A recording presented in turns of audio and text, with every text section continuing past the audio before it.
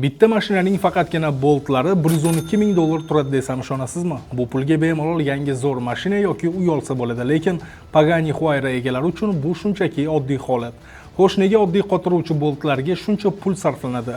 Horacio Pagani aqldan ozganmi? Like-ni ayamang, hozir aytib beraman. Aslida Huayradagi birorta ham bolt oddiy temirdan emas. Ularning har biri eng qimmat va mustahkam 7-darajali titandan maxsus bittalab o'yib yasalgan. Eng telba jihati esa har bitta boltning ustiga lazer yordamida mitti Pagani logotipi tushirilgan. Bitta superkarda esa bunday qimmatbaho boltlardan taxminan 1400 ta bor. Bu shunchaki titandan foydalanib mashina og'irligini kamaytirish va mustahkamlikni oshirish emas.